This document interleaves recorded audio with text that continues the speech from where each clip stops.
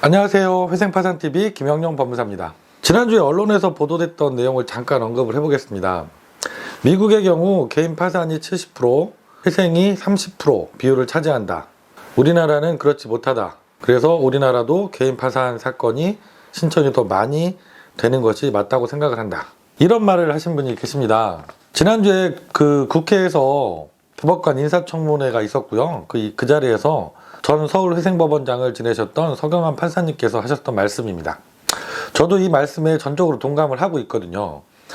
그동안 초창기에만 개인 파산 사건이 좀 많았었고요. 몇 년 이후부터는 지금까지 계속해서 개인회생 사건이 개인 파산 사건보다 2배 이상 항상 많이 접수가 되어 왔습니다. 그런데 이 개인회생과 개인 파산 제도를 생각해 보면 원래 개인 파산이라는 제도가 생겼던 것이고, 이 개인 파산의 부족한 점을 메꾸기 위해서 개인회생이라는 제도가 들어오게 된 것이거든요. 원칙적으로 채무자 구제를 위해서 마련된 제도는 개인 파산이 맞습니다. 그래서 가능하면 채무자들 입장에서 보면 개인 파산이 훨씬 더 유리한 제도이고, 그래서 개인 파산이 활성화되는 것이 채무자 구제 차원에서는 훨씬 더 맞는 방향이라고 생각을 하거든요. 오늘은 그래서 이 개인 파산, 우리나라에서는 왜 유독 개인 회생이 훨씬 더 많이 접수되고 파산이 신청하는 분들이 적을까, 여기에 대해서 말씀을 드려보면서 이 개인 파산과 개인 회생을 고민하시는 분들에게 도움이 될 만한 팁을 좀 말씀드리려고 합니다. 제가 실제로 올해 2023년도에는 그 접수 비율이 어떻게 되는지 확인을 해봤습니다. 5월달까지 통계 자료가 나와 있는데요. 개인 파산 같은 경우는 총 17,318건이 접수가 되었고, 개인 회생은 49,655건이 접수가 되었습니다. 그래서 이 비율로 따지면 개인 회생의 비율이 74%, 개인 파산은 26% 정도 비율을 차지하는 것으로 분석이 돼요.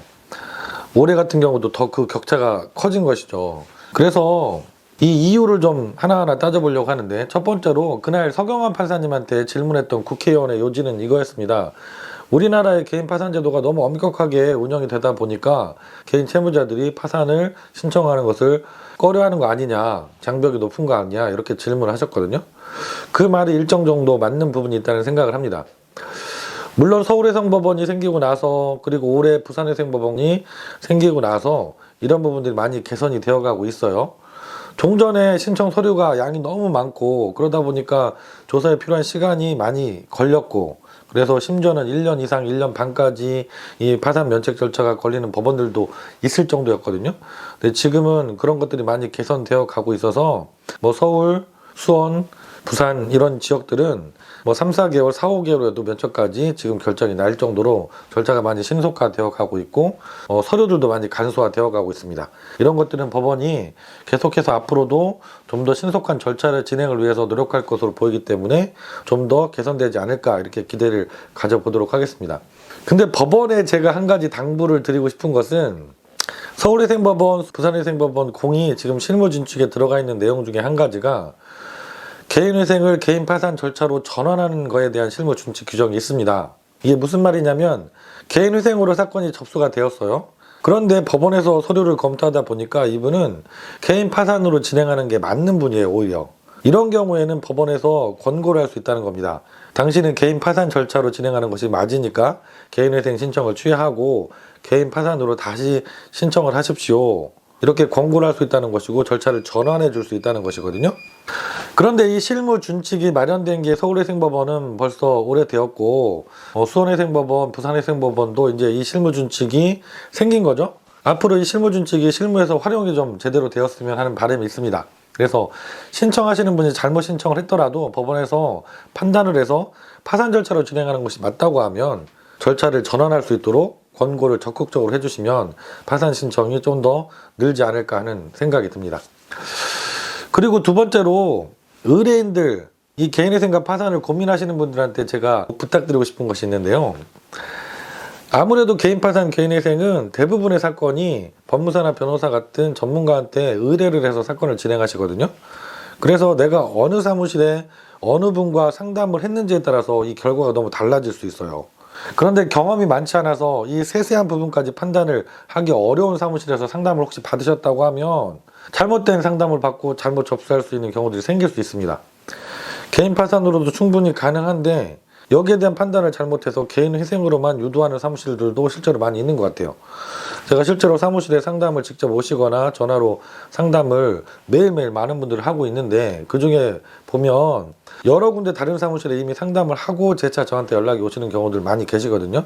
그분들 상담을 하다 보면 다른 사무실에서는 개인 회생으로만 상담을 받았다는 거예요. 근데 제가 상담을 해보니까 이분은 개인 파산으로도 충분히 면책을 받을 수 있는 경우인 분들이 의외로 있습니다. 심지어는 다른 사무실에서 이미 개인 회생으로 접수해서 결정까지 받고 돈을 내시다가 변제금 납부를 못 하셔서 생계비가 부족하니까 폐지당하시고 재차 또 상담을 오시는 분들도 계신데, 그런 분들 상담하다 보면 이분은 애초에 개인 회생으로 신청할 게 아니라 개인 파산으로 신청해서도 당연히 면책을 받을 뿐인데 상담을 잘못 받고 개인 회생으로 신청을 했던 경우인 분들도 계시거든요. 그럼 이분들한테는 1년, 1년 반 이상 되는 그 시간 허비한 게 있고, 또 그동안 법원에 납부한 변제금을 고스란히 또 손해를 봐야 되는 그런 큰 피해가 있는 거죠.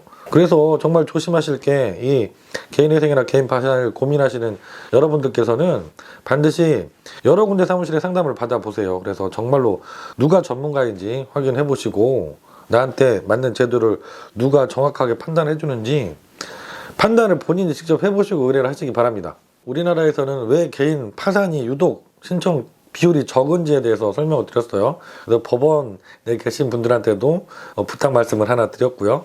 또 이 제도를 고민하시는 분들께도 사무실을 선택할 때 꼭 조심하셔야 되는 부분을 설명을 드렸습니다.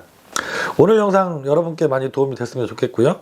다음에도 또 더 좋은 영상 준비해서 다시 인사드리도록 하겠습니다. 김영용 법무사였습니다. 감사합니다.